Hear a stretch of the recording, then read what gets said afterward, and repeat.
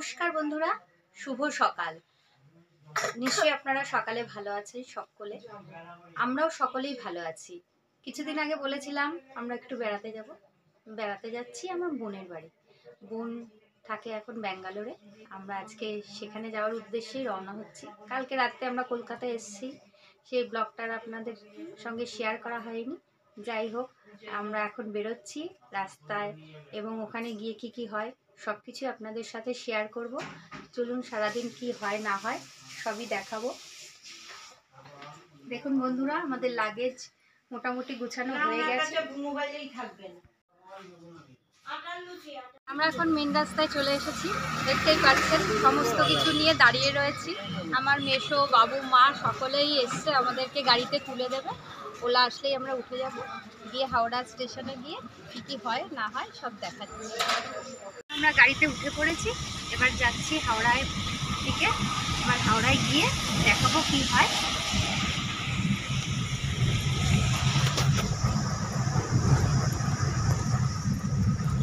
সকাল থেকেই ঝিরিঝিরি বৃষ্টি পড়ছিল, তা রাস্তাঘাট এখনও ভিজে রয়েছে। যদিও আমরা বেরোনোর পরে কোনো রকম বৃষ্টি হয়নি, এটাই একটু বাঁচোয়া।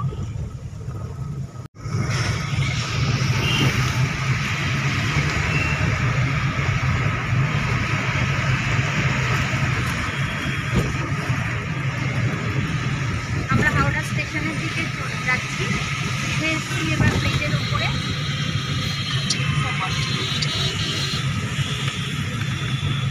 পাশেই রয়েছে হাওড়া গঙ্গা, তবে আমরা যেহেতু গাড়িতে রয়েছি গঙ্গাটা দেখতে পাচ্ছি না বা আপনাদেরকেও দেখাতে পাচ্ছি না।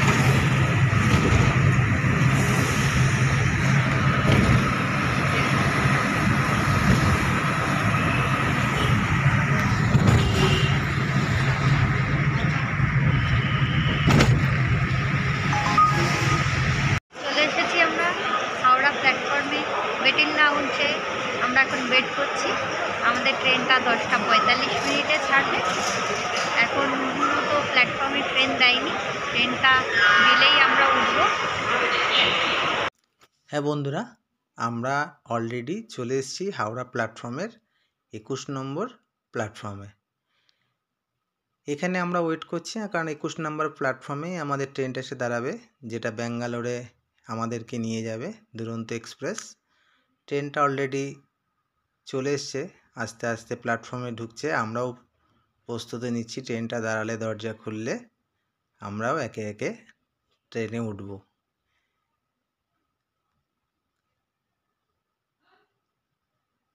আমি, মিলি, বাবিন অলরেডি প্ল্যাটফর্মে চলে এসেছি।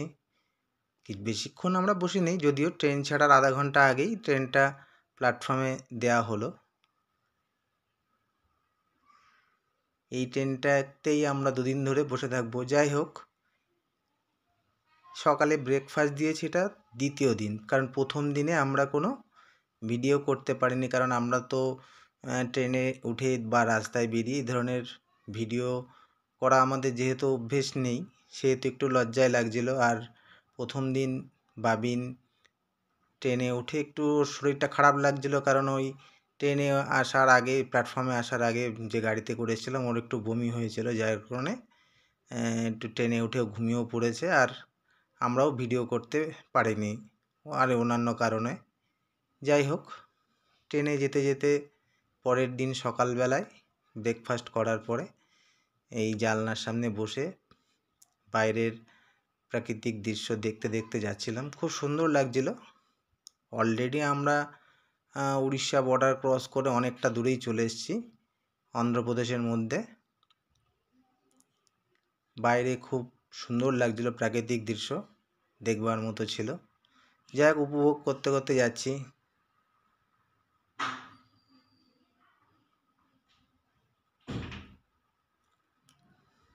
খুব সুন্দর লাগছিল বাইরের যে ছবিগুলো, খুবই দেখার মতো। পাহাড়টির মাথায় মেঘে পুরো মেঘাচ্ছন্ন অবস্থায় ছিল, মনে হচ্ছে বৃষ্টি হচ্ছে।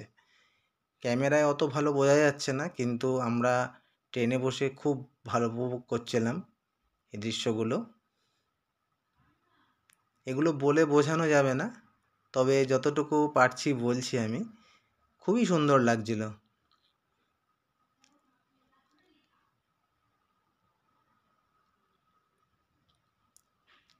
এর আগে আমরা এত বড় লং জার্নি আমাদের করা নেই, গিয়েছি ইউপি বা পুরী এদিক ওদিক যাওয়া আছে, কিন্তু দুদিন ট্রেনে বসে এই দীর্ঘক্ষণের জার্নি আমাদের করা অভ্যেস নেই। যাই হোক, বাবিন পরের দিন সকালবেলায় একটু চনমনে হয়ে আছে, মিমির বাড়িতে যাবে, একটা আলাদা আনন্দ উপভোগ করছে ও বসে বসে। এই ট্রেনের জানলার পাশে বসিয়েছে, ওইটা ওটা দেখছে। যাই হোক, এটা প্রায় ব্যাঙ্গালোরের কাছাকাছিই চলে এসেছি আমরা কোনো একটা স্টেশনে, আমার জানা নেই স্টেশনটার নাম, আমি তখন পড়তে পারিনি। যাই হোক, প্ল্যাটফর্মে দাঁড়ানোর পরে আমি নেমেছিলাম।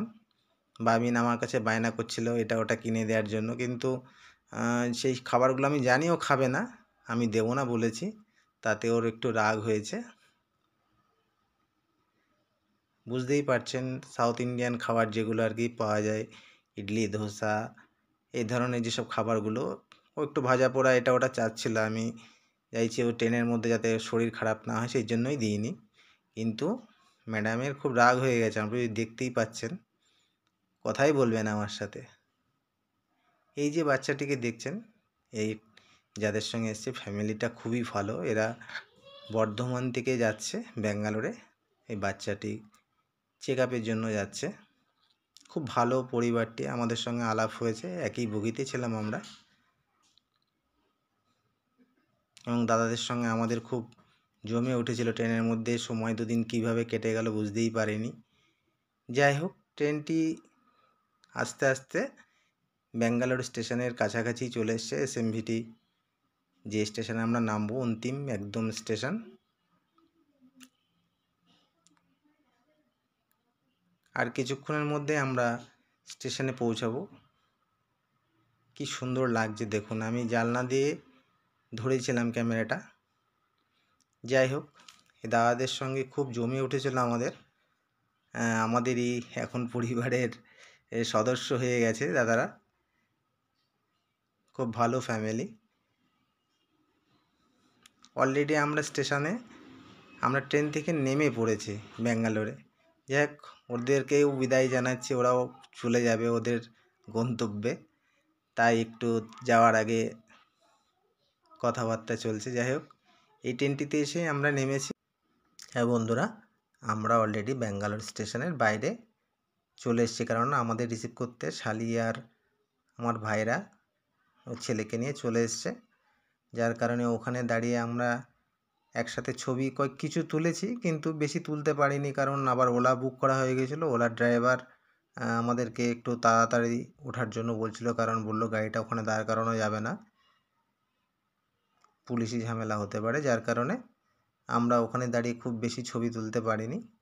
যাই হোক, কোনোরকম ছবি তুলে আমরা গাড়িতে উঠে পড়েছি। সবাই একসাথেই বসে আছি, গল্পগুজব করতে করতে আমরা রওনা দিলাম শালির বাড়ির উদ্দেশ্যে। বন্ধুরা, শুনলে অবাক হবেন, আমাদের ট্রেনটা ব্যাঙ্গালোর স্টেশনে পৌঁছানোর কথা ছিল 3:50, কিন্তু ট্রেনটা সময়ের 40 মিনিট আগেই পৌঁছে গেছে, যার কারণে শালিরাও বুঝতে পারেনি যে ট্রেনটা এত তাড়াতাড়ি চলে আসবে। ওরা বাড়ির থেকে বেরিয়েছে 1 ঘন্টা 10-15 মিনিট লাগে ওদের বাড়ি থেকে স্টেশনে আসতে। এবার আমরা যেহেতু অ্যাডভান্স চলে এসেছি, প্ল্যাটফর্মে প্রায় বসেই ছিলাম আমরাও 1 ঘন্টা মতো। তারপরে ওরা আসার পরে আমরা একসাথে রওনা দিয়েছি।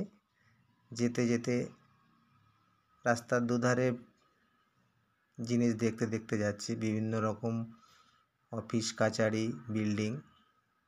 যাই হোক, ব্যাঙ্গালোরটা এমন একটা জায়গা, আমাদের ওয়েস্ট বেঙ্গল থেকে ম্যাক্সিমাম লোক বেড়াতে না যা আসে, তার থেকে বেশি আসে লোকে ট্রিটমেন্ট করাতে। এখানে বিভিন্ন রকম হসপিটাল আছে বা চিকিৎসা কেন্দ্র। আমি এখানে আসার আগে বন্ধুবান্ধব বা পরিচিতিদের যাকেই বলছি যে ব্যাঙ্গালোরে বেড়াতে যাব, মানে ব্যাঙ্গালোরে যাব আর কি, তারা সবাই একই কথা শুনে, কি ওখানে কি ডাক্তার দেখাতে যাচ্ছিস? আমি বলছি না, শালির বাড়ি বেড়াতে যাচ্ছি। যাই হোক, ট্রেনে 80% প্যাসেঞ্জারই ছিল সব ট্রিটমেন্ট করতেই আসছে ব্যাঙ্গালোরে। কিছু লোক আছে, অল্প কিছু লোক যারা বেড়ানোর উদ্দেশ্য নিয়ে আসছে ব্যাঙ্গালোরে, তাদের মধ্যে আমরাও। যাই হোক, শালির বাড়ি যাওয়ার উদ্দেশ্যে যে বেরিয়েছি, রাস্তার প্রায় অর্ধেক আমরা চলেই এসেছি। রাস্তায় প্রচণ্ড জ্যাম ছিল, আজকে রবিবার ছুটির দিন, তবুও প্রায় শালির বাড়ির কাছাকাছি চলেই এসেছি। আর বেশিক্ষণের পথ নেই, কিন্তু বাবিন তো ট্যাক্সি চড়তেই পারে না, ও ট্যাক্সিতে উঠলেই বমি পায়। যাই হোক, ওই যে দেখা যাচ্ছে যে বিল্ডিংটা, ওই অ্যাপার্টমেন্টেই থাকে আমার শালিরা। যাই হোক, ভাইরা চাকরির সুবাদে এখানে থাকা ব্যাঙ্গালোরে, ও ব্যাংকে চাকরি করে, SBIতে। খুব ভালো ছেলে, ভদ্র ছেলে এবং খুব লাজুক প্রকৃতির।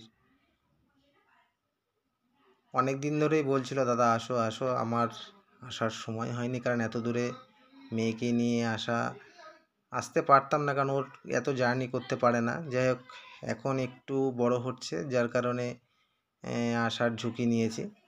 যাই হোক, শালিদের ফ্ল্যাটের, যেখানে ফ্ল্যাট আর কি, সেখানে আমরা অলরেডি প্রবেশ করেছি। ওখানে চেকিং চলছে, সিকিউরিটি, কারণ কারা আসছে, অচেনা কেউ আসছে কিনা, ওরা সঠিক ইনফরমেশন না পাওয়া পর্যন্ত ওরা ছাড়ে না।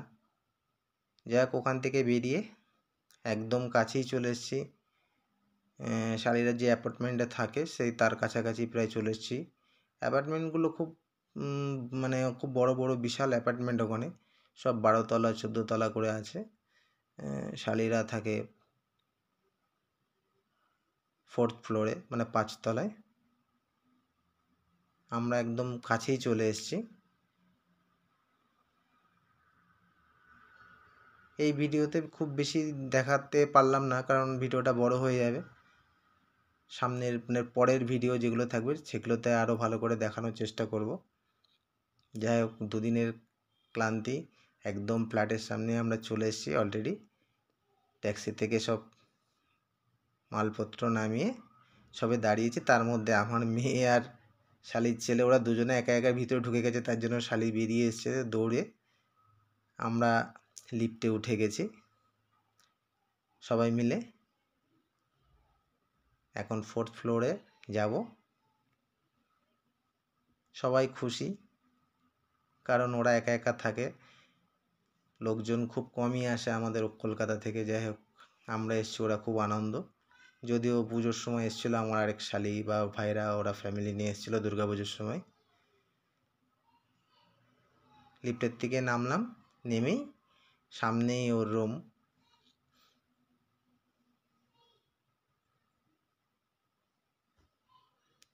শালির ছেলে, ও বাচ্চা মানুষ, একা একা থাকে একটা, যাই হোক বুঝতেই পারছেন ফ্ল্যাটে থাকলে যা হয়, কাউকে পায় না খেলার সঙ্গে সাথে। ওর দিদিকে পেয়ে খুব খুশি, ওই খুলবে, বাবার কাছ থেকে চাবি নিয়ে চলে গেছে দরজা খোলার জন্য।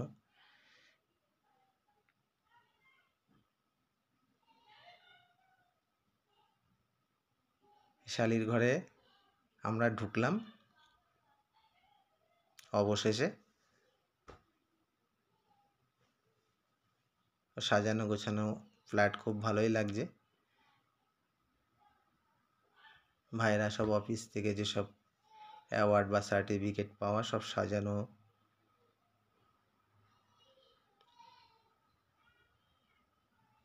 যাই হোক, একা একা থাকে শালি, খুব সাজানো গোছানো পরিপাটি আছে। যাই হোক বন্ধুরা, আজকের ভিডিওটা তো দেখলেন। যদি ভালো লাগে একটা লাইক করে দেবেন, কমেন্টস করবেন, আর চ্যানেলটিকে সাবস্ক্রাইব করে দেবেন। আর আগামীতে আরও ভালো ভালো ভিডিও দেব আপনাদের।